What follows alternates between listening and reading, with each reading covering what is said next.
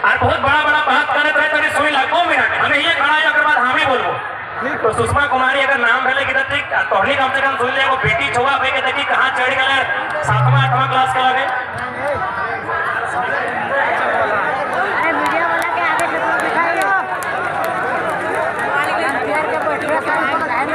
झारखंड की बेटी सुषमा कुमारी जेबी कैंसस के सभी सदस्यों तथा यहाँ आए सभी लोगों को झारखंडी जोहार करती हूँ।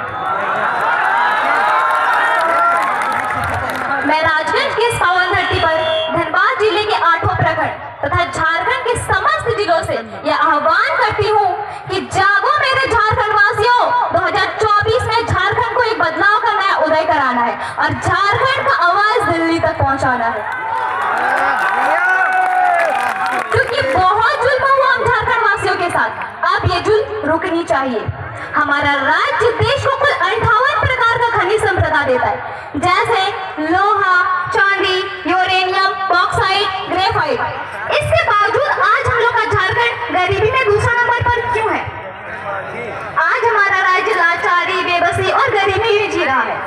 आज हम समस्त झारखंड वासियों को एकजुट होकर लड़ना होगा, बुराइयों के खिलाफ, भ्रष्टाचारियों के खिलाफ तथा सरकार की गलत नीतियों के खिलाफ, क्योंकि विनोद बिहारी महतो ने कहा था कि लड़ना तब है जब माटी, बेटी और रोटी संकट में हो, और आज ये तीनों संकट में हो चुकी है और आज हमें एकजुट होकर लड़ना ही होगा।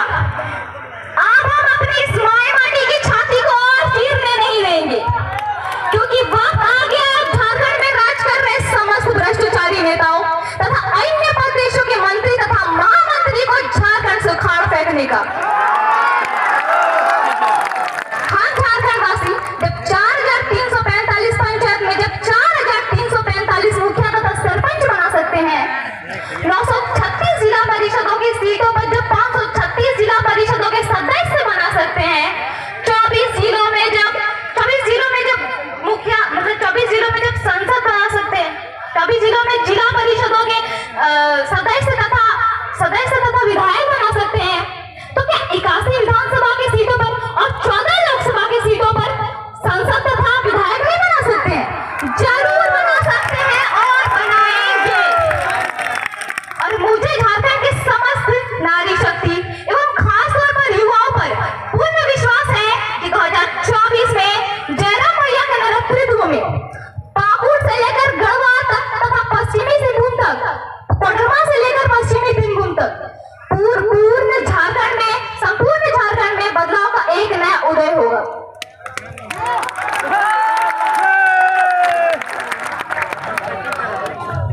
झारखंडियत माटी को जगराने के लिए तथा झारखंड के नागरिकों को अपने हक, अधिकार और पहचान के लिए जयराम भैया के नेतृत्व में जो आग लगी है वो आग बुझने नहीं देना है,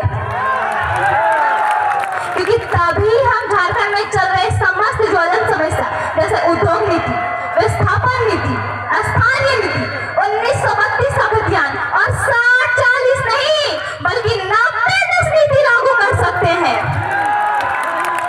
आज झारखंड विकास न होने की सबसे बड़ी समस्या है तो वो है भ्रष्टाचारी, बेरोजगारी, लाचार शिक्षा नीति, खनन का दुरुपयोग, अस्थायी सरकार, जातिवाद राजनीति, उद्योगों में स्थानीय को रोजगार नहीं देना तथा राज्य सरकार के अनावश्यक खर्चे।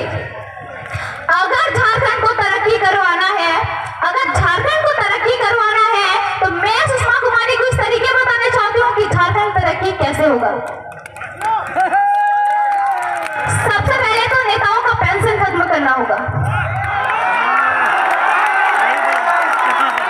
क्योंकि ये कौन सा नियम है कि अगर एक दिन के लिए भी अगर कोई नेता बन गया तो पूरा जीवन पेंशन, अगर उसको पेंशन मिलेगा तो ये जो हमारे दादा दादी दिख रहे हैं 60 साल में जिसको पेंशन मिलता है वही मिलेगा और कुछ नहीं, क्योंकि ये एक सेवा का पद है ना ही व्यापार का।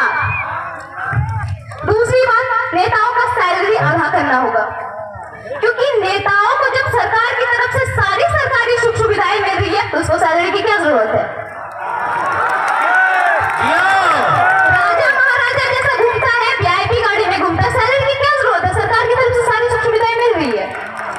तीसरी और सबसे महत्वपूर्ण बात, झारखंड की राजनीति से नेपोटिज्म खत्म करना होगा, क्योंकि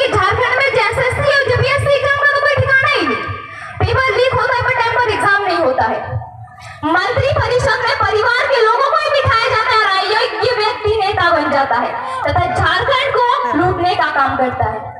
जब ये सब चीज खत्म होगा तभी हमारा झारखंड विकास होगा और आगे बढ़ेगा।